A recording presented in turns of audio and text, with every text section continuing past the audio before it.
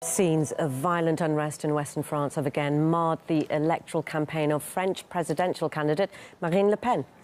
Protesters tried to block her route through the city of Nantes with burning tyres. National Front buses were also covered with white paint, and a group of radicals smashed up several vehicles. On Saturday, another march against the National Front leader descended into chaos.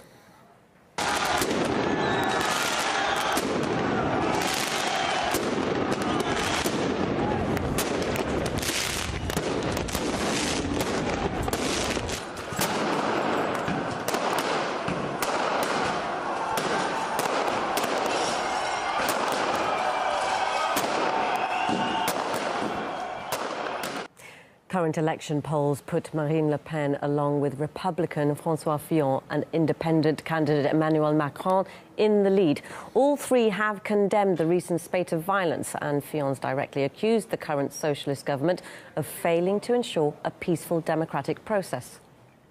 Today, as a former Prime Minister elected by the people, I accuse the current Prime Minister and the government of failing to provide the conditions for a peaceful democracy. We will never accept extreme left militias, obviously helped by the government, ransacking our country.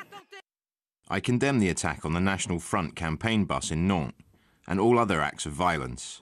For me, this is a clash of ideas against ideas, project against project. Meanwhile, the country's current Prime Minister has vowed to launch a campaign against Marine Le Pen and her policies. RT's Charlotte Dubensky has more on his plans. Marine Le Pen of the National Front is the favourite to win the first round of the presidential election in April. And what the current socialist Prime Minister Bernard Cazeneuve has said is that he will do everything in his power to stop the National Front from winning the presidency on May the 7th. And he's described the National Front as being a deadly option.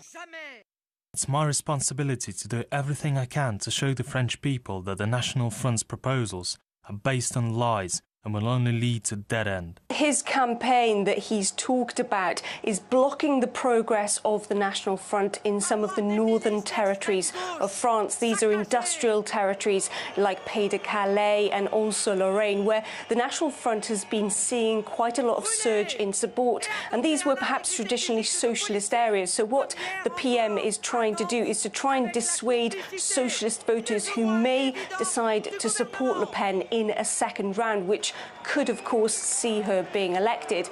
But he's not the only one who is trying to stand in her way.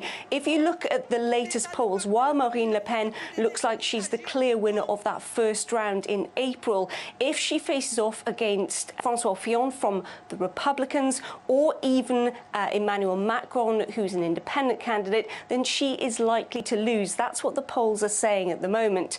Now, Macron is a former socialist, and he has also tried in the past to try and lure National Front supporters over to his campaign. However, he's been relatively unsuccessful, and he's also been criticised after calling National Front supporters smokers and alcoholics. France has been gripped by violent protests, which have been here in Paris, but also across the rest of the country.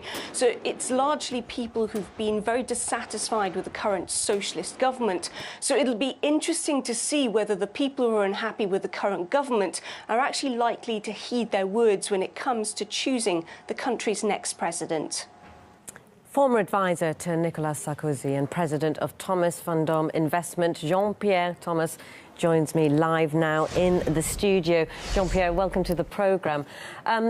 Let's start with talking about the promise made, the latest promise made by Prime Minister Bernard Cazeneuve. Do you think he actually has the power to stop the National Front winning the presidency?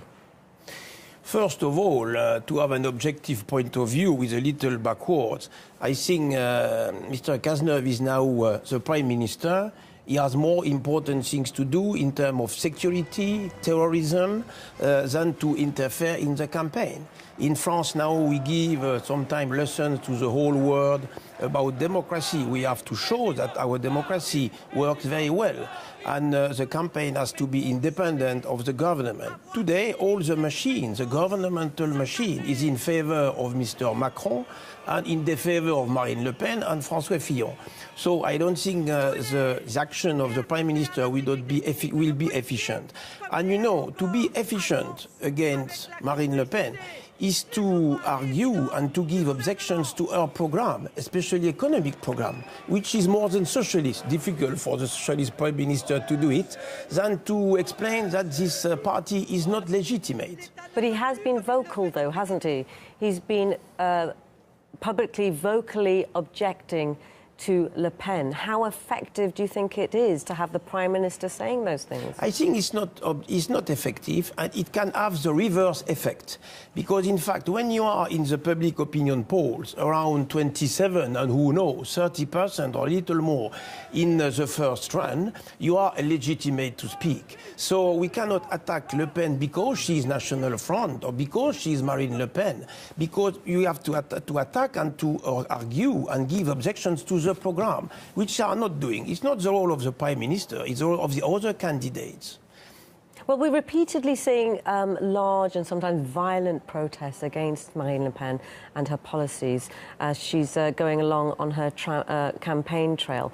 And Mr. Cazeneuve, he's travelling to the same regions that she's going to. So you've said that you don't think it's effective and it's going to have an opposite effect. Nevertheless, he obviously thinks that there's a need for him to do that. Yes, but he has to concentrate to do in order the mechanism of the election and democracy is following in a peace way. That the meeting of Mr. Fillon, Mr. Macron and Marine Le Pen can be taken in safety and in peacefully. That is very important, what they don't do very well, objectively. And what image we give to the whole world when France, who give lesson once more to democracy to the whole world sometime, and when our President Mr. Holland was always playing the white horse for human rights and democracy. What is the image of my country with such an election? An election has to be peaceful, and all these affairs and scandals and everything. So justice has to be before election or after election. But inside the election, in the middle, in the last moment of the election, everybody can think it's manipulation. It's not effective. It's not the image and the conception I have anyway, and the observer of what should be the democracy. Well, Jean-Pierre, it's interesting you say that, elections should be peaceful because François Fillon, he's directly accused the government of failing to ensure that peace for the democratic election process to take place.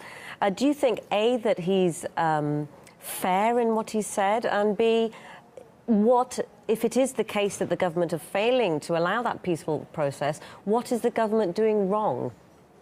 I think the government today, all the machine, is in favor of Mr. Macron, My objective point of view, I am not involved now in politics, but that Mr. Macron is a baby of Mr. Holland.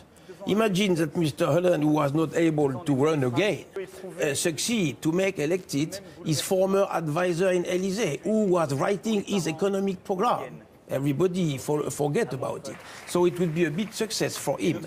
But the governmental machine has not to interfere. And I think Mr. Fillon is right to ask to Mr. Cazeneuve to play his role. But once more, we never know what can happen in the 2 months coming. I think the former Minister of Interior, Mr. Cazeneuve, and actually Prime Minister has to concentrate on the affair of the state. 2 months is big, it's long in politics, and especially in security with the problem of terrorism we have. That is his role, not on the street for the campaign. If we look at the French voters now, they seem to want change. But what guarantees can the alternative opposition candidates provide to ensure that change? Today, the candidate of the Republican Party, Mr. Fillon, has completely alternative change, more conservative, more liberalism, economical program, and in diplomacy, a radical change. More goalist program for cooperation with Russia, with keeping a good relation with the United States, like General de Gaulle did. He came from this family, the Gaullist family. And for economic, he will come back to more, to cut in the expenses, to decrease the number of civil servants, to push against the growth. So there is a real change. My point of view is with Mr. Macron, it will be exactly the same policy than before. He has no program, but I saw yesterday some start of what could be a program. It's not different from what he was doing when he was Minister of Economy. It's exactly the socialist policy, a small decrease in public expenses, a little decrease on taxes on the poor people, exactly the same that we had for many years, but with no effect. And with Marine Le Pen, the economic program is an alternative, but economically it's backwards to the communism. She come back to the 35 hours working, come back to the retirement age at 60 years, and out of euro, the French opinion is against that. I think it will never be done. She wants to do a referendum about it, she will lose it. So there is an alternative for the French electors with the candidate of the Republican Party, but in the public opinion poll, he's not ahead. So let's just quickly round it up, because obviously we'd like to talk forever, but we can't. But Marine Le Pen, she won the... she's leading in the polls on the first round, but in the second round, she's predicted that she'll be beaten by one of her main rivals. And she has come out with some quite extreme decisions that she says she's going to make if she comes into power. For example, leaving the EU. How successful do you think making these ideas, giving alternative ideas like that, be for the electorate? Will it win the election for her, or will she lose it? No, you know, it's a theory of the glass ceiling, you know, all the public opinion polls, which are wrong every time, in the United States, for the Brexit, everywhere, think that in the first run she can be ahead, and the second run the people will be frightened, but they're going out of euro and so on, which can be true. I hope it will be true. But I don't believe, I was in politics in my life many years, I don't believe that it will be so evident. There is a risk, because, you know, when you see Mr. Macron on the second run in front of Mrs. Le Pen, if it's the case, you have to know that all the Republican Party voters are without nobody. That means for who they will vote. They will vote for Mr. Macron, they will not vote, or some of them will vote for Mrs. Le Pen, and they don't tell it to the poll. So I think there is a risk. There certainly looks like there's lots of risk there. Jean-Pierre Thomas, former advisor to Nicolas Sarkozy and president of Thomas Vendôme Investment. Thank you so much for coming onto the programme. Thank you.